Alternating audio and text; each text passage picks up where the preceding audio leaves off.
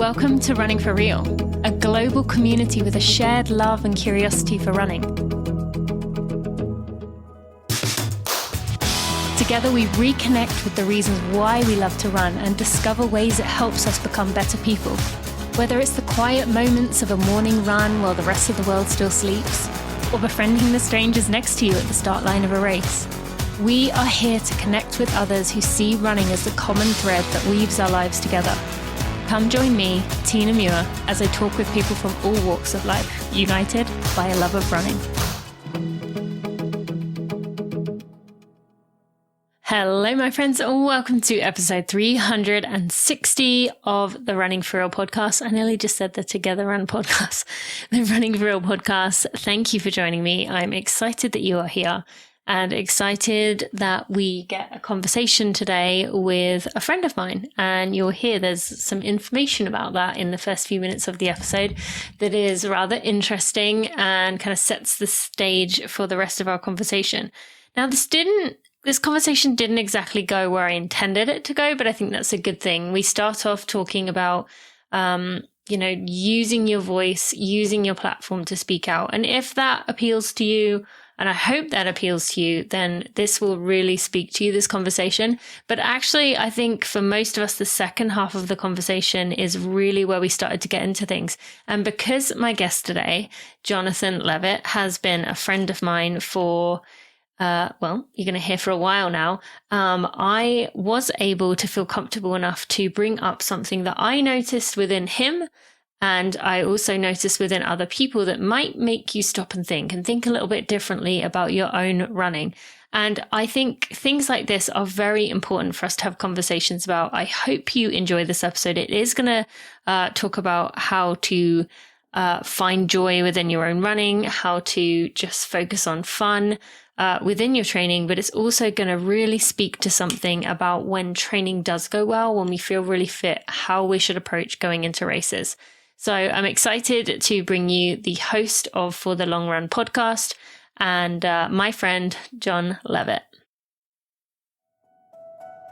Thank you to 2Before for sponsoring this episode of the Running for Real podcast. I'm excited to introduce you to 2Before, which is a sports performance superfood made from one of my favorite flavors, the blackcurrant. This is New Zealand Blackcurrant. It's a little bit sweet, a little bit tangy. This berry is going to help you perform better and recover faster by optimizing blood flow efficiency, priming your body to manage exercise-induced stress, something we could all use and appreciate.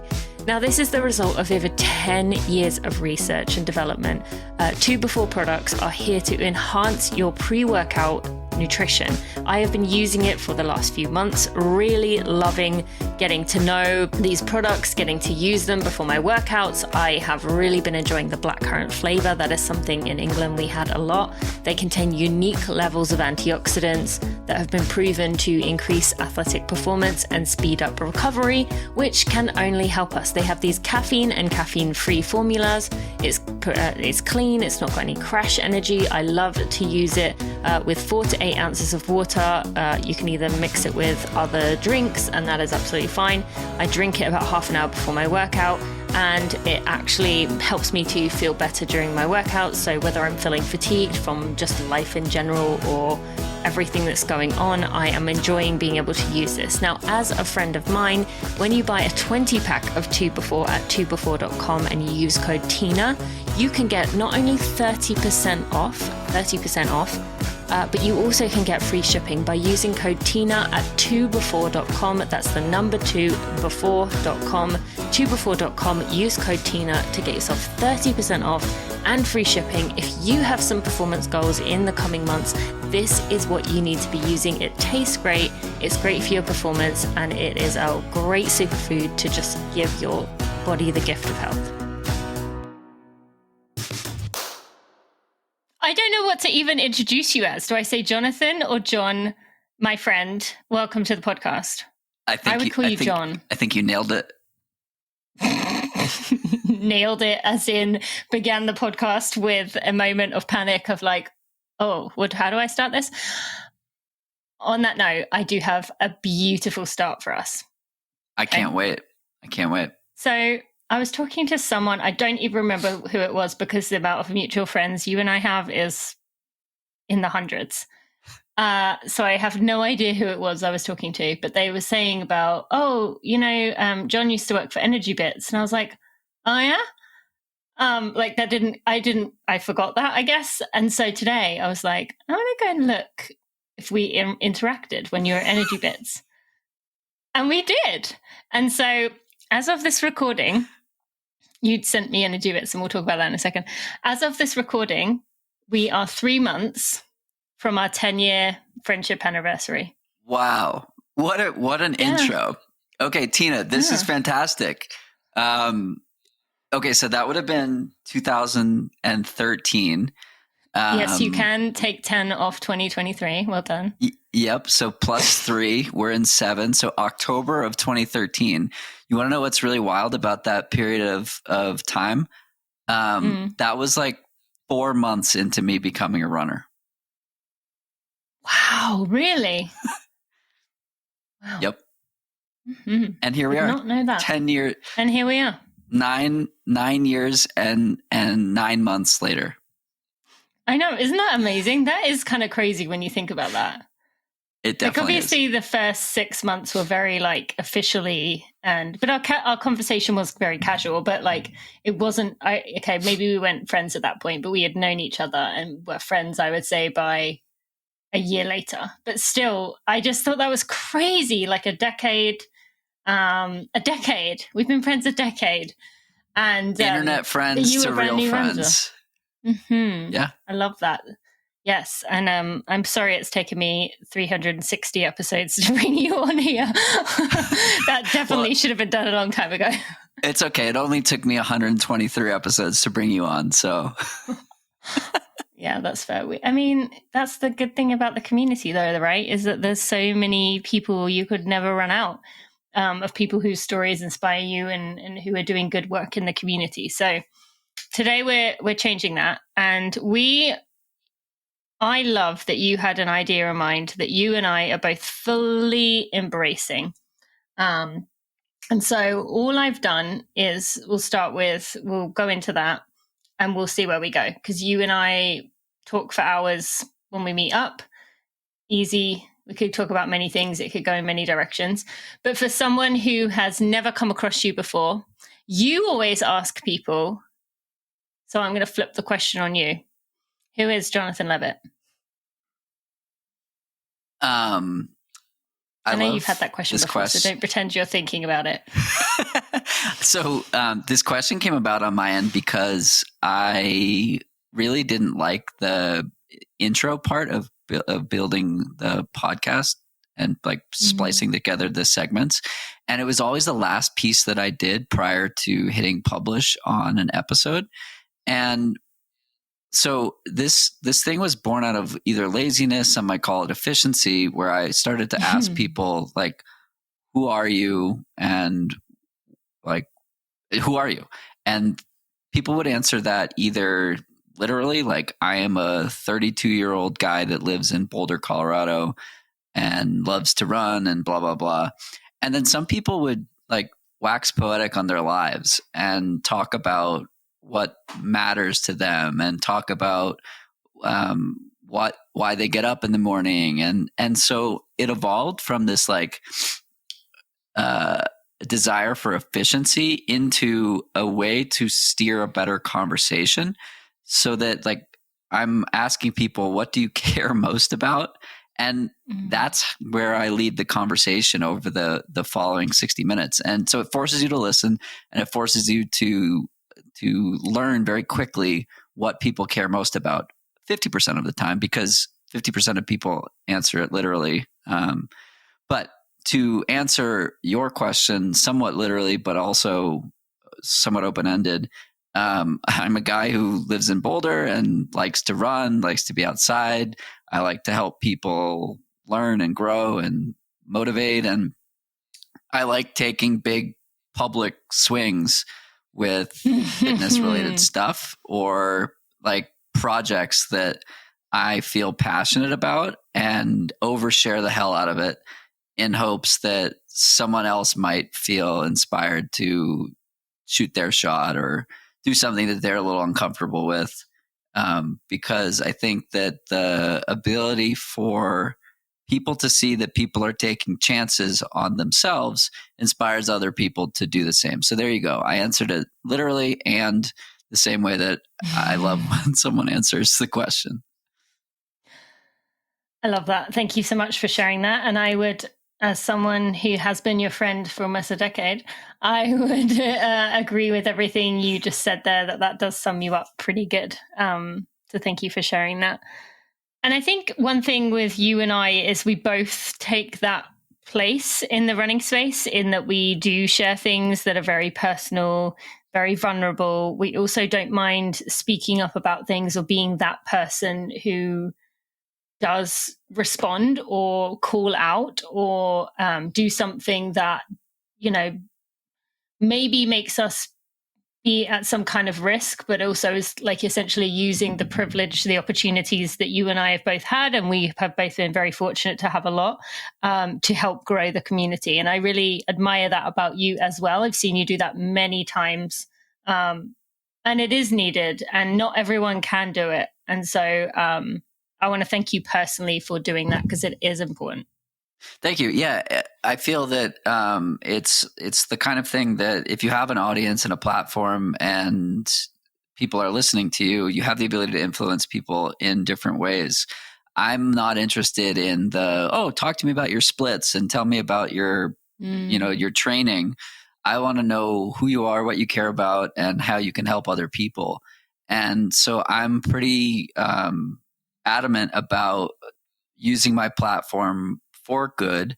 It's not my main job. And with that, I get to take more risks than, let's say, someone whose income solely comes from podcasting or being a creator or whatever.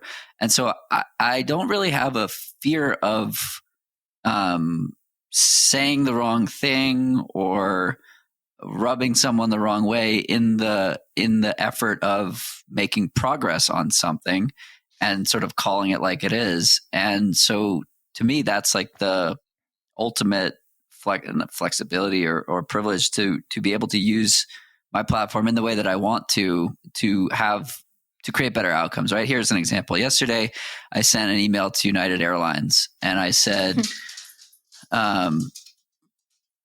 there have been a lot of conversations around, but here's basically the summary. The summary is trail running is a pretty white space and pretty white male space. And a lot of that is based on who people see on the starting line.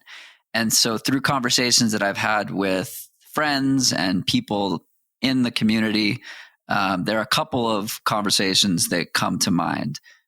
Martinez Evans, Rajpal Panu, and David Lamb. The first two are already released, and David Lamb's will be released this summer.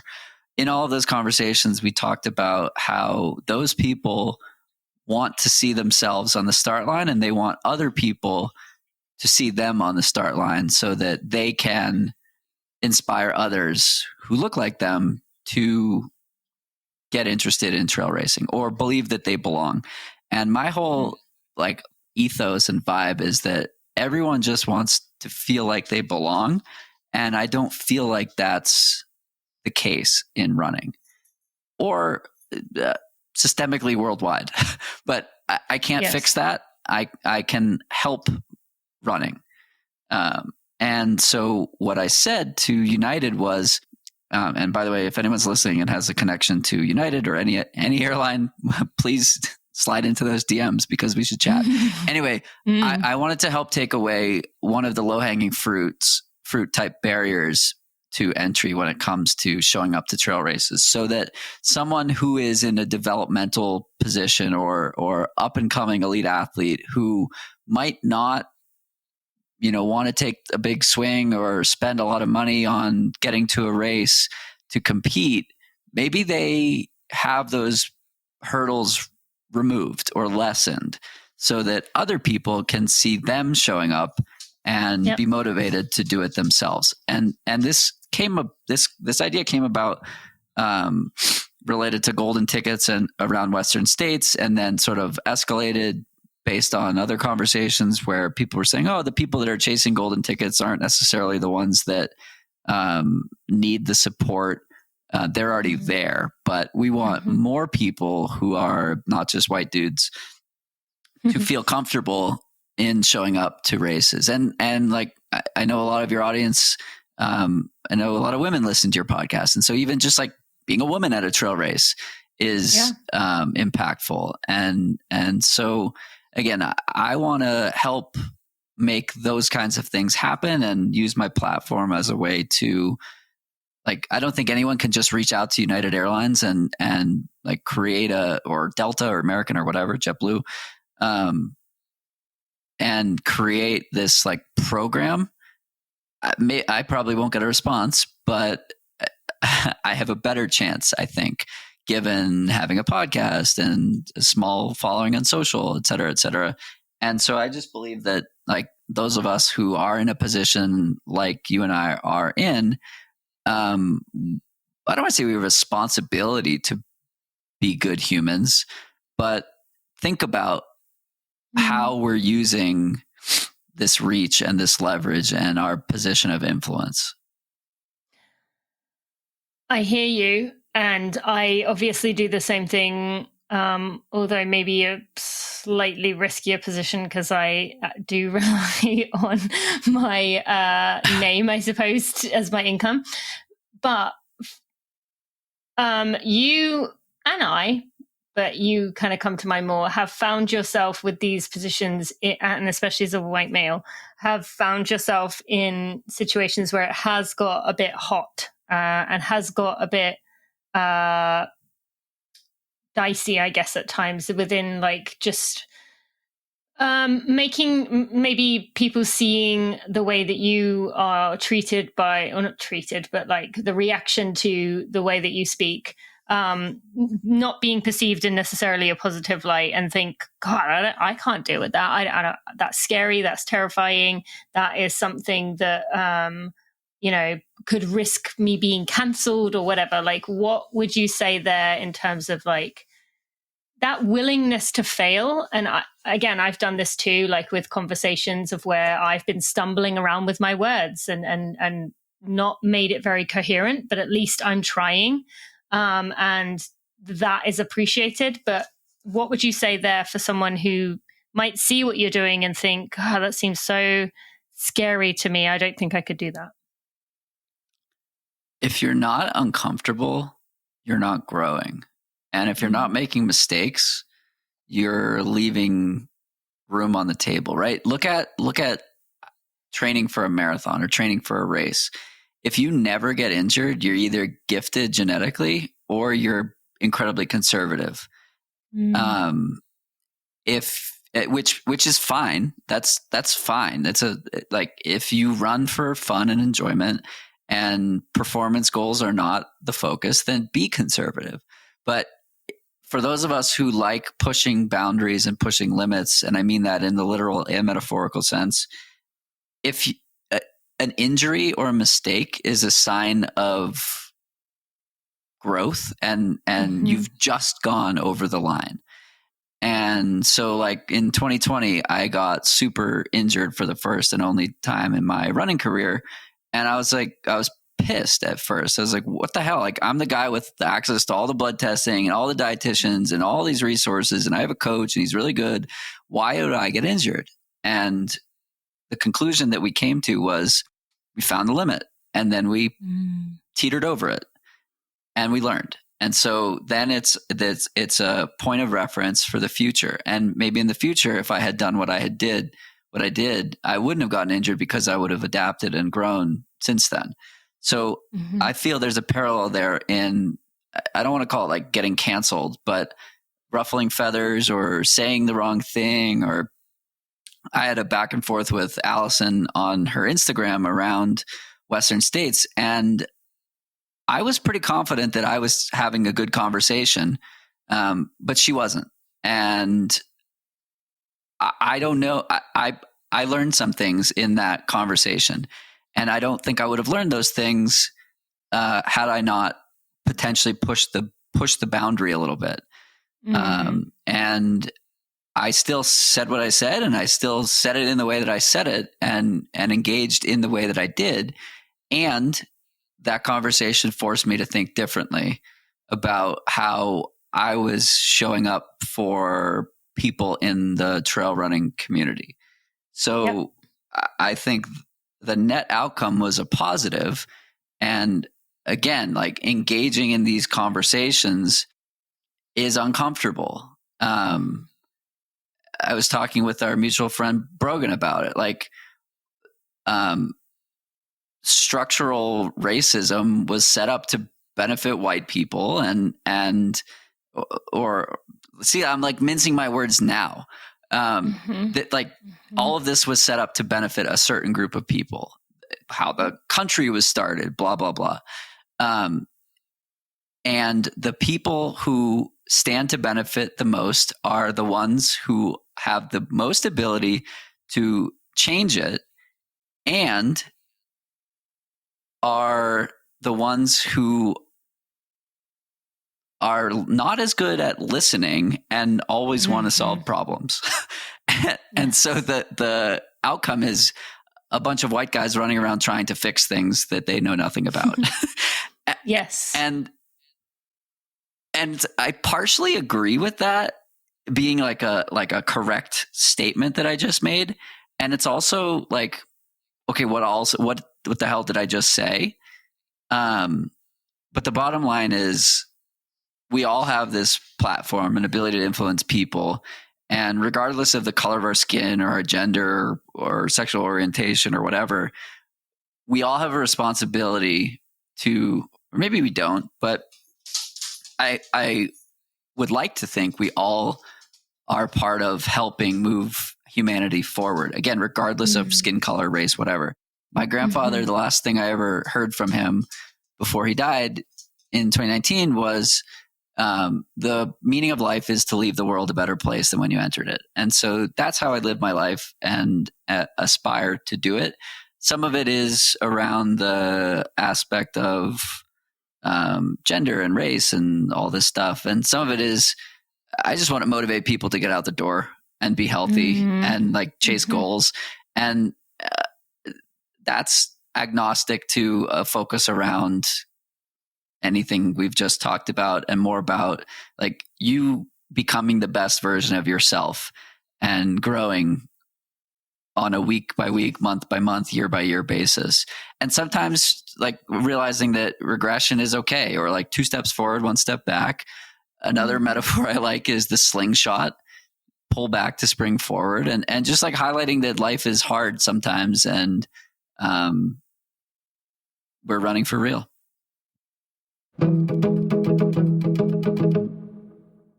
Friends, we are a month and a half away from the release of Becoming a Sustainable Runner. And if you care about me and you care about this podcast and you care about our planet, if you are a runner and you care, the best way you can support me as a listener of this podcast, as someone who appreciates what I share, is going to pre-order Becoming a Sustainable Runner. And I know it feels like your one purchase doesn't matter, but all of those purchases that go through before release all add up to the first day of sales, which means you help us jump to the top of the rankings list, which gets more attention on it, which means it gets recommended in other places.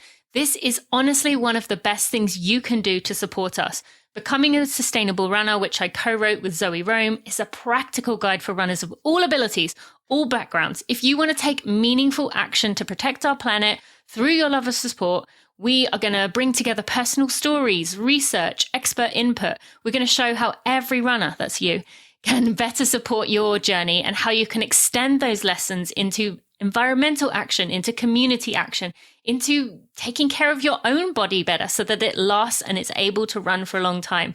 This approachable book has training tips, takeaways for beginners, for elites. We're going to show you how to approach your training in a sustainable way so you can be a runner for life, if you, of course, want to. It's going to serve as a useful guide to help you take meaningful and effective action. And I really think we make a compelling case for not just how to do the right thing, but why, so that all of us can connect our love of running to the landscapes and the people and the communities that we love. If you go to becomingaSustainableRunner.com, you can put in your email and you can get 50 beyond running sustainability tips, which is probably a lot of what you're looking for. If you're looking for what can I do to be sustainable, you want a checklist box, there is 50 of those there for you at becomingaSustainableRunner.com. You can also see who has reviewed the book, like Malcolm Gladwell, Reshma Saujani, Simranjit Singh, Darren O'Lean. You can see Cara Goucher has left a review. We have got some amazing reviews on there. Also, all the links to all the places you could buy it. So Target, Amazon, Barnes & Noble, Bookshop, Waterstones. And I encourage you, actually, if you want to help in this situation, this is the only time I will say this, in this circumstance, Amazon is actually the best place for you to probably get it for us, because that is going to really help us move up the rankings. So I know I typically don't recommend Amazon, but in this circumstance, this really helps us out. Go to becomingaSustainableRunner.com.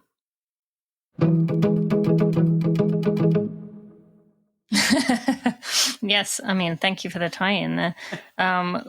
We're also in it for the long run. So totally. Yeah. For real. Okay, all right, let's get on to talking about what our intention was for the episode, because as much as I think that's important, I do think another thing you and I both agree on is how our community is very heavily focused on goals, races, hitting this, achieving that, it going perfectly, getting to the start line as fit as you possibly can get. And you and I are both in a state of maybe pulling away from that. Although I feel like this is a new-ish thing for you, right? Didn't you train for a full marathon that you were really like, I'm gonna crush this kind of thing? Was that? Yeah. Yeah. So I feel like that was you. Yeah. What happened there? How did you flip? Definitely me. So I got into running, as we talked about, 9 years and 9 months ago, or whatever the number is. And wouldn't it have been 10 years by now? Because you said it was 4 months. Yeah, 10 so you'd years. Be 1 month in. 10 years and 3 months. Basically, Boston Marathon 2013. Okay. It's a story for another podcast. Literally. I started running with November Project, and I ran my first marathon in a 3:35, and I was disappointed. I was like, "Wow, that's slow," because compared to the people around me, it was slow. Everyone was, going out and running sub 3 in their first marathon. So I was around this like group of freaks that was gifted athletically, and so starting around 2014, I put so much emphasis on breaking 3 hours in the marathon and qualifying for Boston. And that was what it was. That was running for real. That was what it took to be a real runner. And I defined myself by my 3:35, my 3:27, my 3:27, my 3:20, my 4:01. That one hurt a lot. And for 4 years, it was the focus on breaking 3 hours in the marathon. That's what mattered. That's how I, am a successful runner. And the marathon owed me that. And as our friend Peter Bromka says, the marathon doesn't owe you anything. And so I got to this place where I had swung and missed 4 times. And I ran 61 minutes over goal time in one of those races. And I realized like something needed to change. So I ended up changing coaches. I don't think I still have my 5K PR from 2014. So I don't know what's going on there, but, and that was as a new runner. I just ran like way beyond my means that day. So I'd like to unpack that one at some point in the future. Anyway, so I ran 2:59 in 2019 and finally broke 3. And I did it because I was disassociated with the outcome. And it was all about the process, blah, blah, blah, blah, blah. And it was awesome. And it was incredibly rewarding because it was a celebration of all the miles that I had put in. Okay, so then the pandemic hits. Then I moved to Boulder. And then I'm really fit again. And it's December of 2022, and I've just completed like the best training cycle of my life. I hit mileage PRs in weeks and months. So I ran 80 miles in a week for the first time. I ran 70 plus miles 3 times in that buildup. I had only broke 70 twice before in my life. And I was finishing 22-mile long runs at a 6:30 pace, like feeling conversational, and like I could, run another 4 miles and crack 3:15 as like an easy training day. And that was like another planet that I was on. And then race day comes around, and I ran a very excellent 10 miles at CIM, like 6:42 pace. Like I was about a minute or so ahead of the 3-hour group, and they kept getting further and further away in the right direction, which turned out to be the wrong direction. Then I puked for 12 miles, and then I finished in like 3:40 something. And at that point, I was like, I need a break from marathons. I'm switching over to trails. And I just dove headfirst into, this was 6-7 months ago at this point, so not like that long ago, but just like really focusing on something other than the marathon. Because I think as a running community, we're obsessed with the marathon. We're obsessed with the distance. You're not a real runner until you run your first marathon. Oh, what marathon are you training for? In the fall of 2014, I was training for a 5K, and I felt the need to qualify what I was doing. I would say I was training for a fast 5K, because for me at the time, it wasn't enough to be training for a 5K. And so I qualified it as a fast 5K. Lauren Fleshman wrote a piece for Runner's World that said 10 reasons why the 5K is freaking awesome. And I read it and I was like, yeah, that's pretty awesome. I like that. I read it on an airplane, and I committed to running a 5K that fall. And my 5K PR is still that same 17:42 from that fall. Go on. Yeah, Go ahead. What were you going to say I was just going to, so when you said you were puking for 12 miles, was that like a food poisoning or something?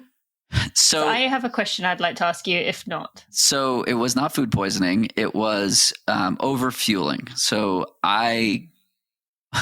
when I trained for long distance road races here in Boulder, I go with a group that has like car support.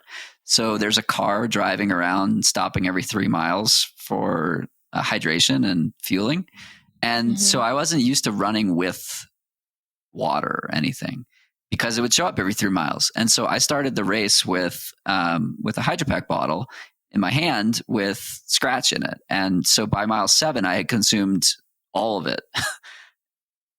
My goal, my intention was to start drinking it an hour in. And so I just like overdid it, and my gut was just full, and it had enough.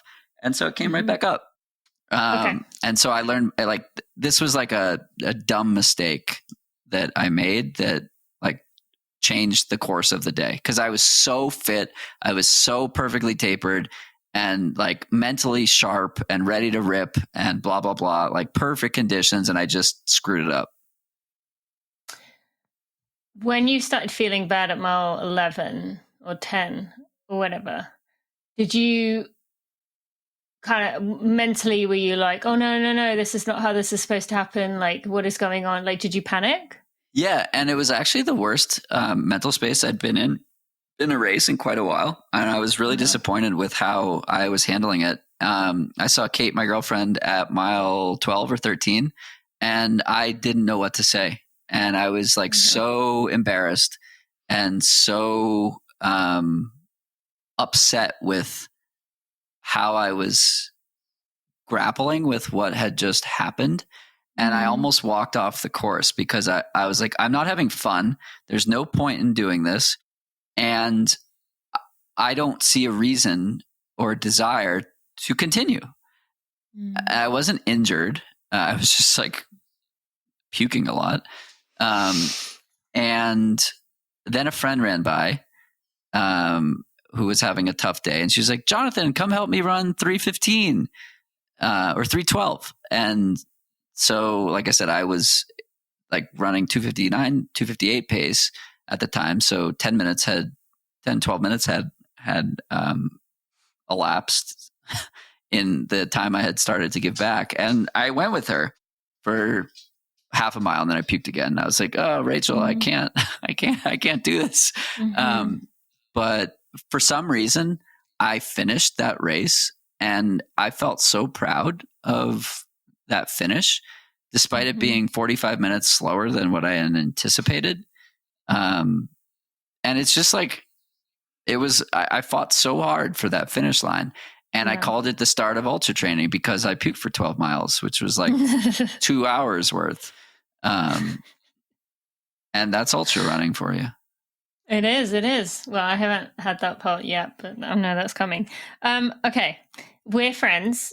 You know, I care about you, but I'd love to talk about something that I don't know if I just have like a sixth sense about these things, or if it is something that just happens often.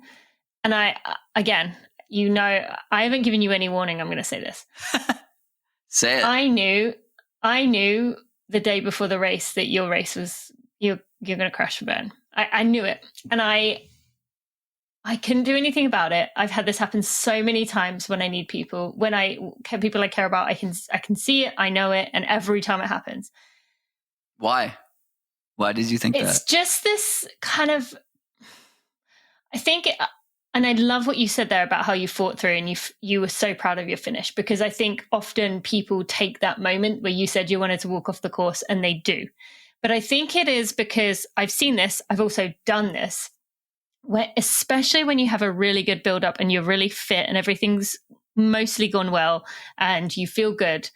It was something about the way that you were talking in the days leading up to it. You were saying, I'm so excited, I'm ready, I'm fitter than I've ever been. I just think we as runners, particularly in the marathon, but in general, get to a point where we feel so confident that we lean too far into excitement and forget that A, things are going to go wrong, and B, when things go wrong, that doesn't mean I'm a loser. What is going on? What is wrong with me? Like, you didn't exactly say that, but you said you were like, embarrassed. And I think that's a lot of it, is that we get ourselves into these states where we think we forget how hard it's going to be, and we forget that things are always going to go wrong. And I got that sense from you that whole week up to it. But then the night before, I particularly was like, oh, yeah, this is going to happen again. Like I knew it. And then when I saw you, like, I remember, I think I was watching your splits or something where you hadn't finished, and I was like, where is he? So I kind of knew something was up.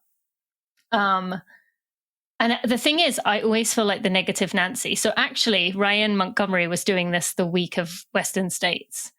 And I had to be like negative Nancy, being like, Ryan, I get you're visualizing the finish, but are you visualizing something going wrong? You know this is going to be hard. Oh, and I had to keep being that like moany person who was bringing in the negative. And I could tell at times Ryan was getting annoyed at me, being like, we talked the night before the race. I'm assuming one of the last people Ryan spoke to before the day. And I just was like, kept hammering in those, like, this is going to be hard. Something's going to go wrong. And Ryan said afterwards, like, thank you for being my mental coach, because I could sense going in. And that was the first time I think I'd ever really seen that unfolding and then actually spoken to it. I'm not saying Ryan did that all by himself. That was him running Western States. But I just get this sense sometimes, and I think it's important to mention in this episode, because maybe you will see that in other people. And I'm curious, John, have you seen people with that situation where you've seen them being like almost too excited for the race and then it doesn't go well? Or is this something I pick up on? No, I think you're crazy. No, I'm just kidding. I am that for sure. I have seen this now that you mention it.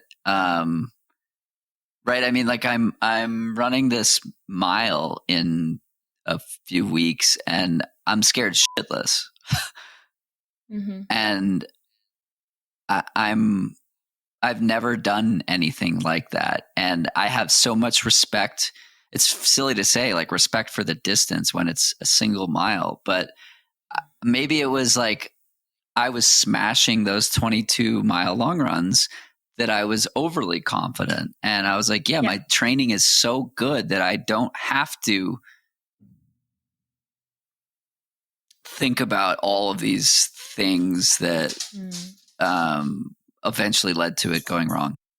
Yeah, it's almost like I'm just got to show up and it will be okay. But I'm so fit that all I need to do is show up. But on the flip side, the year prior, I paced Kate at CIM because I had that had this blow up at Boston. Oh, there's a theme here. I had this blow up at Boston and I finished the Boston Marathon. I was like, I'm not doing CIM. I thought this was the fall Boston. I thought I was going to run jog 255 at Boston and then, or 257 and then like really take a big swing at the low 250s at CIM. And I definitely burned myself out in that fall 21 season. So I showed up at CIM with a bib, not planning to race, but planning to pace Kate for 13, 15 miles. And I ended up running the whole marathon with her. Yeah. And I woke up that day and I ate my breakfast and I didn't know if I was going to run 13 miles or a marathon. And there was so much freedom in that. Mm-hmm. And there was no pressure at all. I didn't build it up at all. All I had to do was stick next to this person that means the world to me. And that's all I had to do. And then I did it and we did it. Mm-hmm. So I'm still trying to figure out like what the lesson there is, and why that happened in the way that it did versus Boston. I don't know. I've run like 8 marathons and 1.5 of them have gone well.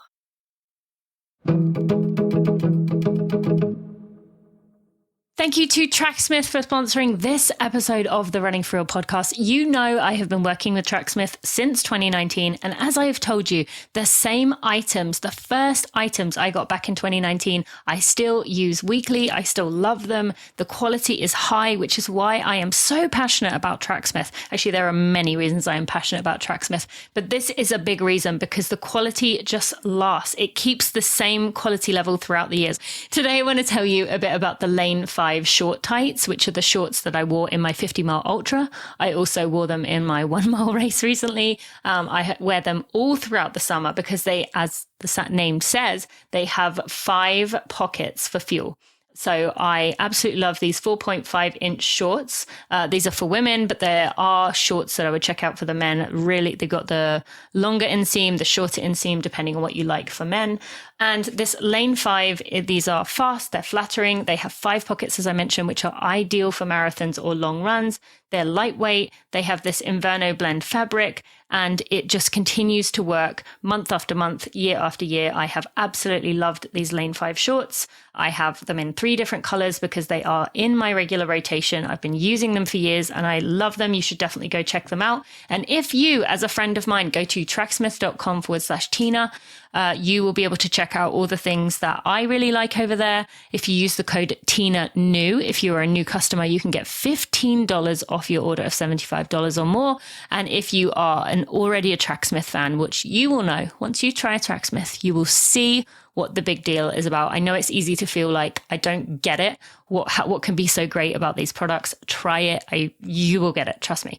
And if you are a previous customer of Tracksmith, if you use the code TINAGIVE, you will make a donation. You will also get free shipping. I think it's really amazing that Tracksmith does this and makes donations on behalf of customers instead of just, passing that money back to us. It's a great way for us to support us, also to support people doing amazing work. Right now it is with Track Girls, but we're probably going to change that code soon to support someone else. So again, go to tracksmith.com/Tina to go check it out.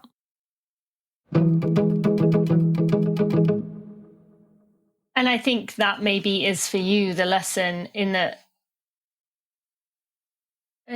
and you're not alone here. I mean, I've had people come up to me on the start line of races and they've had that vibe, and I'm like, oh dear, there's nothing I can do at that point. I can't say to them like, just remember it's going to hurt, because they're gone.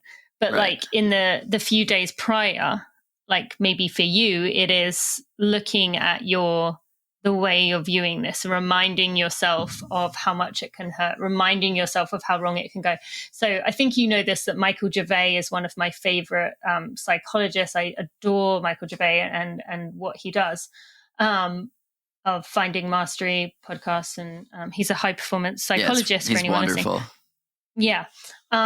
And he often talks about I think actually he's been on my podcast 2 or 3 times, but in one of the times, I think it was the first time, he talked about how you want to do visualization, you want to imagine the race, but you also want to imagine things going wrong and you coming through the other side and being like, whoa, that was tough.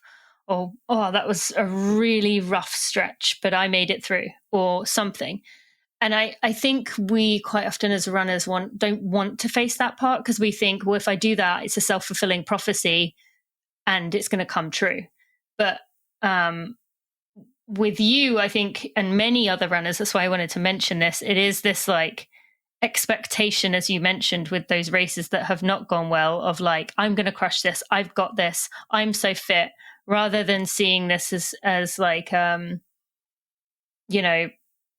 it's going to be tough. I'm just going to do the best that I can in each minute that there is. I'm going to trust myself, and whatever happens, happens. And so I would imagine for you, so I think that's go.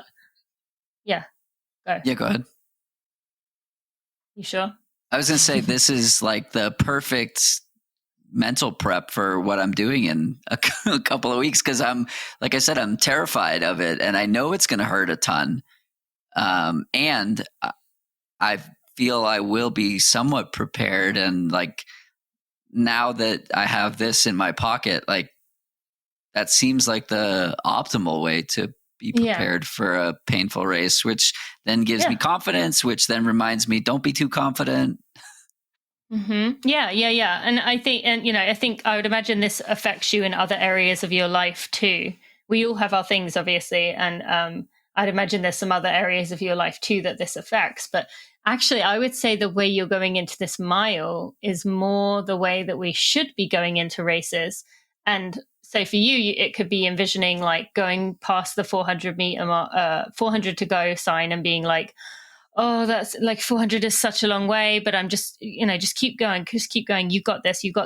And then getting to the finish and that pride on your face. But I actually think in many ways it's better to go into it the way that you are than going into it too confident. And we've all made that mistake of where things have gone well and we assume a good training block means that we're the most ready, but then that just doesn't prepare us well enough for the tough parts. And so I just find it interesting. And also that leads into what we wanted to talk about. You and I were both passionate about focusing on fun, what lights your heart on fire, what brings you joy. You mentioned going to the trails, and I've very much been doing the same thing in many elements of my own life. And I think I wanted to mention that piece of it today, because I think those blow up races where we thought they were going to be everything are actually the moments that remind us that we're doing this for fun. We're not doing this to torture ourselves, and not literally in the physical pain or discomfort of running the race, but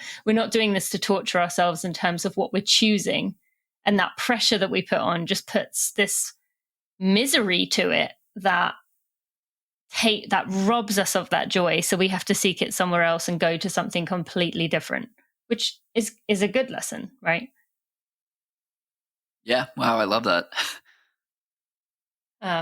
And I think I maybe further along in this than most, because I had so many years of miserably stumbling through my races because I felt like that was how running was meant to be. And it was over the course of since I quit professionally running that I realized, like, what is the point of doing this if I'm not enjoying the training because I'm pushing myself so hard to get as fit as I possibly can, and then I'm getting to the start line and I'm just thinking about the finish. Like, that's no way to live. So can I ask some questions?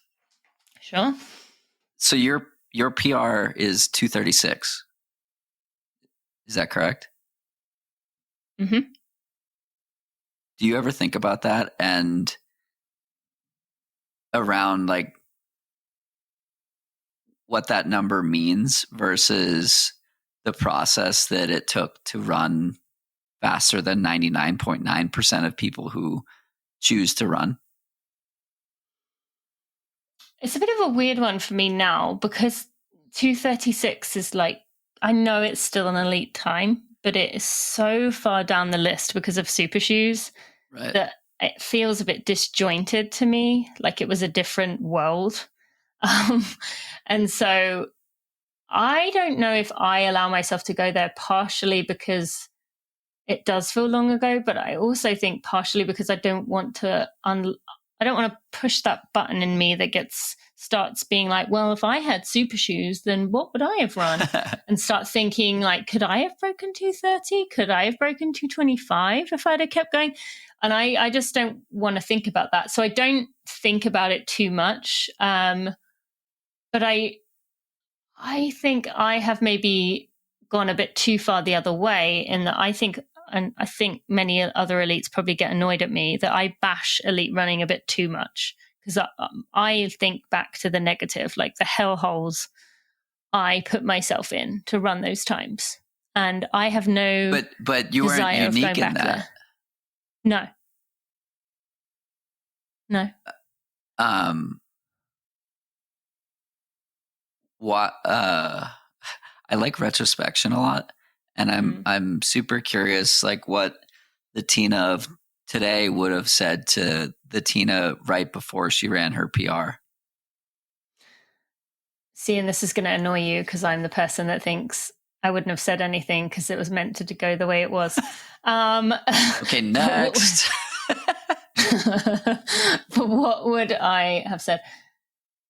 See, that I can't answer that question because I honestly don't think there's anything I could have said where I would have listened. I think I just wasn't ready to hear it. I love that answer. And people have asked me the same thing about, like, did you learn from the 4 marathons that didn't go well? And no, I didn't learn because I didn't change anything until it got to be enough. Like enough was enough. And I do think there's some merit in you just have to go through it sometimes. And like not a good tagline for us as podcasters. Like, our guidance kind of is meaningless. You just have to suffer on your own and bottom out and then you'll figure it out. But like normalizing that process versus, oh yeah, here are the golden words to hear right before your, PR marathon. I do think there's merit in how we both did it, which is like find the suck and establish that you're at the bottom and there's nowhere to go but up. Mm-hmm. So why for you has that been, like you mentioned about this 1 mile race, and you can tell us a bit about what that is and why you chose a 1 mile. Why go there? Or how did that lead you to this place where you're going to do a mile, but you're also talking about trail running and ultras? Yeah. So the mile thing was kind of funny because the mile transpired because I have through my podcast and whatnot, I have a partnership with Puma. And I was running a bunch of 5K time trials in partnership with Boulder this past spring. And I asked them for a pair of fast shoes. And they said, well, how fast? And I said, as fast as possible, as fast as legally possible. And they said, no, but like seriously, what distance? And I said 5K. And so I ran in a certain shoe for that. But they're like, yeah, we also have, like, if you ever want to go faster, we have this like track shoe. which looks like they sliced a chunk out of the toe box. And so they sent me both. And I was like, I've never broken 5 in the mile. Maybe I should run it in this shoe and make a little thing about it. And because I'm completely incapable of doing things at a small scale, and I need to like blow things up into much bigger things in every way possible, I was like, what if we did a Breaking 5 campaign? So it's not just me running a fast mile, but let's see if we can get other people to do this. And then we partnered up with Mile High Mile, which is a race here in Boulder. And so my podcast is going to be sponsoring the race and contributing $1,000 to the elite field prize purse, because yes, I believe that amateurism is alive and well and important, and storytelling is wonderful, and we need to support the pro end of the sport as well, particularly as everything is moving towards influencers, and you only get paid if you have a lot of followers, blah blah blah. So I wanted to support 5 minutes of work or 4 minutes of work or whatever for people who do this for their job, in a way that was like possible for me. And then a couple of Puma athletes are going to pace the mile. So Sarah Vaughn is going to pace it, and her daughter Kiki, who has already broken 5, will be in that heat, which is super cool. And this is the heat you're running in? Yeah. Okay. And hopefully Jenny Simpson as well. Jenny, if you're listening, we'd love to have you there. And Aisha Prodlear as well. And so David, my coach, reflected on something a few weeks ago on like a little coaching call. He's like, you are influenced by the people you're running with way more than the average person, and running in a group regulates your RPE so differently than what's normally expected. So I can just run harder and faster for longer with a group of people I respect or want to be with or whatever. And I don't quite know why it's the case. Like a lot faster. For example, my 5K PR is from 2014, and I showed up on the start line making it clear that I wanted to break 18 minutes in the mile. And the 2 co-leaders of November Project at that time came up next to me and they said, "Don't look at your watch, just follow us." And I ran so beyond my fitness that day. Like I was a new runner running 5:40 pace for 5K. And I've only run that time. Like I ran that in a workout a few years ago. And then every other 5K is at least 10 seconds slower, because I've never found myself in a similar scenario in that distance where someone just said, "Stick with me, we're going to do it."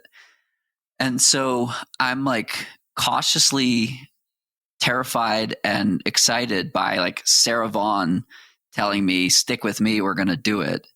And being able to smash this goal as a result of that. So when I first moved to Boulder, I started running with a group called Boulder Underground. And it's a group of sub-elite runners. The women are all in the like 240 to 305 range, and the men are like 212 to 230 something. And so I was running with the women on my long runs, and we would start at like 8:30 pace. And again, these are women who are running OTQ in the marathon, starting runs at 8:30 pace, but we'd finish in the 6:30s. And I was running long runs in ways that I had never done it before, simply because I was just letting loose and letting someone else control the day or the run or the effort, not the effort, but just like the decision making. And so what, I'm sort of all over the place here, but I find a lot of power in running in a group of people that I trust and respect and want to run with. And those are the people that I run with here in Boulder. I like run with Kara all the time, and Gwen, and like all these people that are such incredible athletes and that I have so much respect for. And when I run with them at the same effort, I'm like 20 seconds a mile faster or more. And so it's just like, I'm almost solely interested in finding ways to manifest that and manipulate I don't want to say manipulate, but like run things like that or in that way, because I have more fun. I'm doing it with friends, and the outcome is better because I enjoy the process. And so I'm seeking races that enable that to happen. Like we ran this 5K time trial series, and the last one I ran my fourth fastest 5K lifetime here at altitude. So I'm like giving away 15 seconds in a 5K, but it's still one of my top 5Ks that I've run ever, because I've like figured out how to manifest a strong outcome. So given your observation of my marathon or Ryan's 100-mile, I'm super curious your thoughts on what I just rambled on for the last 10 minutes. Yeah, I have a lot of thoughts there. One, I found it interesting when you were talking about, you said something about like, because I'm enjoying the process, the outcome is, and I thought, you said the outcome, and I thought you were going to say doesn't matter, but you said is better. So I still think you're a little bit hooked on outcome, which you said you were. Like, you have these goals, you haven't broken your 5K PR, you want to break 5 in the mile. I agree that running with other people emphasizes or makes you be able to level up in the situation, all of us. And so I do agree with you that for anyone listening, group running, I mean, again, Zoe and I push this hard in the book of how the power of running with a group, how important it is, and how we should seek it out and do it as much as we can. And I see what you're saying with the race, the mile especially, but I still feel for you, maybe if the process is so enjoyable, does it have, like, I'm not saying don't try to break 5 in the mile, but what are you going to do if you are 800 meters in and your lungs are burning and they're starting to pull away because they're keeping this, 4:58 pace or whatever, and you reach that moment where your lungs are burning, your legs are burning. And I know this because I just did a mile a few weeks ago for the first time since 2019. And they start to move away. And that moment in you where in other races you've broken, what are you going to do there? Yeah, that's a great question. Because regardless of whether she's there, that someone's there or not, if they're pulling away from you, which they will at some point, they'll test you. Yeah. Because they're a pacer. Right. What are you going to do then? Yeah. So I had the same thought in May of 2019 when I ran the 259. I think on that day, if I ran a 301, I would have been totally satisfied. Okay.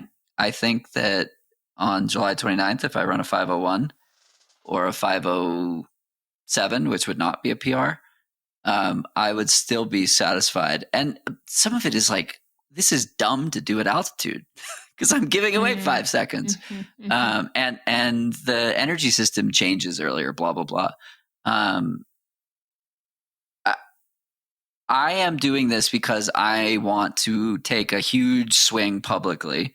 And I'm already seeing other people doing the same. I get a bunch of DMs every time I post about. I've only posted about it twice, but I've gotten a half dozen or dozen DMs from people saying, "Oh, I'm 40 years old, or I'm 50 years old, or I'm blah blah blah," and I'm getting back on the horse and taking a swing at my, PRs from 20 years ago, or I'm doing that thing that I've always wanted to do. Like, to me, that's the win. That's what I'm going for. And I don't really care about the mile. itself. I care about the taking a big swing and doing it publicly, right?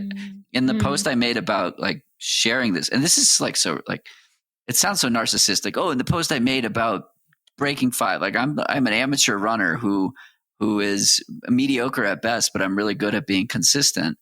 But I have no like, anyway, it's just like really funny how all of this works. But when I made the post about shooting this shot, I referred to something that Shalane said that I read prior to running Boston in 2015, which was, and I'm paraphrasing here, but it was like, share the journey, smile, take big swings, and come out the other side stronger and better for it. And so that's what I'm going for here. I want to share the journey, take a big swing. Maybe someone else will take a big swing and see that they can do it. And for me, like, the parallel between doing this and doing what I do for work is perfect, right? Yes. David believes strongly that I can break 5 in the mile at altitude. When I asked him, he thought about it for like 4 or 5 seconds, and he was like, yep, I think so. And so to have the belief of someone like that who has done it before gives me confidence in the process, right?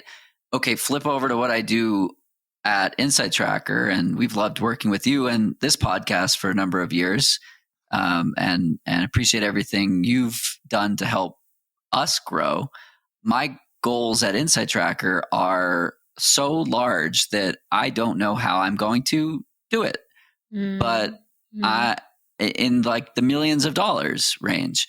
But the people in charge believe that I can do it. Yeah. And there's like, it'll just happen, right? Like, or maybe it won't. But in either scenario, all I have control over is checking the box on a day-to-day basis. Did I do the workout? Did I do my strides? Did I send X number of outreaches? Did I ask for X number of referrals? Did I push my team to support me in this way? And if I can say yes to all of those things on the doing the core work, and never mind, I don't do the core work. Doing the mileage, doing the strides, doing the up tempo and fast paced work. If I check those boxes and I run 5:01, I'm stoked. If I on the flip side do the same thing, you check all the boxes on the work side of things, but my number is lower than what it needs to be, like, I'll survive. I'll have my job, and people will be disappointed, but like, we'll push on but it's like the same thing. And I have belief that it will work in both arenas. And to me, that's the whole point, right? I'm going to tie it up here. The whole point is to play in this sandbox of running where the implications are pretty minor. You only have yourself to answer to, and it reaffirms the exact same process that you can take in work, in relationships, in life. And to me, there's strength in like practicing the practice of believing in the process and trusting the process, and like making sure you're doing the essentials to nail the outcome. But the process is what's more important. Do you want to say nail the outcome, or do you want to say to give yourself the best chance? Great point. To give yourself the best chance at achieving the outcome that you set as the goal, which is how you structure the process. So I posted a few months ago at this point, curiosity around our professional athletes who wax poetic on the process. have they always been that way, or did they struggle with being outcome driven, and then learned that it's process over outcome? And two people responded, or I spoke with two people in person actually about this answer, and both of their responses were almost identical. So it's Kat Bradley, winner of 2017 Western States, and Kate Grace, who's a phenomenal track athlete, new mom, et cetera, et cetera. And they both talked about how the outcome is what sets up the daily checkboxes and the daily carrots. And you can like set your structure based on the outcome you're looking to achieve. And by doing that and doing the essentials on a regular basis, as you said, you're giving yourself the best chance at achieving the outcome while nailing the process. Okay. Got it. Thank you. And sorry to keep calling you out there. I just, I'm trying to keep doing it. Oh, I will. John, this time has flown by. We could easily stay on this for an hour, another hour, I should say. But I am going to have to wrap this up, and just want to say thank you for your vulnerability, for your willingness to take those risks, to fail publicly. We need more examples of this in this internet perfect world. And just, thank you for your friendship, for all that you help the running community to do, and how you use your platform for good. So thank you, friend.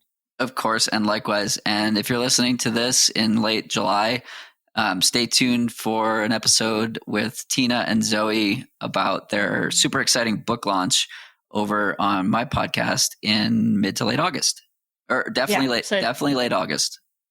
So tell us where so For the Long Run can be found on their favorite podcast player. Where else can people find you? I'm on Instagram at JW Levitt, and Twitter, tweeting about threads. Just kidding. Same handle, JW Levitt. Yeah. Okay. Well, thank you so much. I appreciate you. And can't wait to hear how the mile goes. Me too. And beyond. Thank you, friend.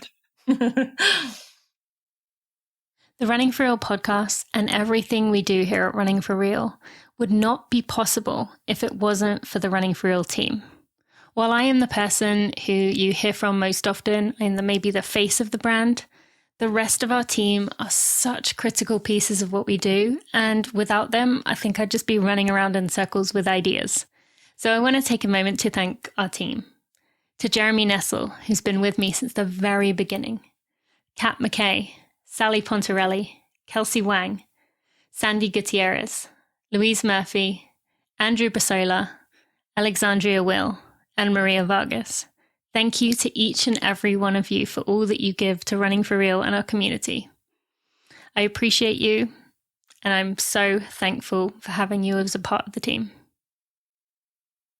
Thank you so much to John for joining me on the podcast today, for allowing me to kind of push back. And I hope that got you to think a little bit about your own races and how you are approaching them. Have you ever had that happen to you? I would be curious to know and hear what you think you learned from that experience, and what you have learned in general. I mean, we talked, the kind of theme of the episode was learning from things, growing, finding ways to push your boundaries so you can continue to do so. And I hope you enjoyed that episode. I know I really did. And I'm just thankful to John for joining me on this episode. Now, I want to remind you, you can find links to his podcast. You can find links to everywhere he is in the show notes by going to runningforreal.com/episode 360. You can also check out links to our sponsors for today, including, we mentioned for the first time, Tuber4, which is a blackcurrant supplement to take before you run as a performance enhancer. I have been experimenting with this and really enjoying it. I love the taste of blackcurrant, and I think you should definitely go check it out. There's a link in the show notes, as well as having a link for our book, Zoe and I's book, Becoming a Sustainable Runner, and also to Tracksmith, where you can get that $15 off your order of $75, or a donation will be made on your behalf, as well as free shipping. Again, runningforreal.com/episode 360. 0. I want to remind you that there is Together Run coming on Monday, for Real Episode coming on Wednesday, and I will see you next Friday for another regular episode. Thanks so much for listening.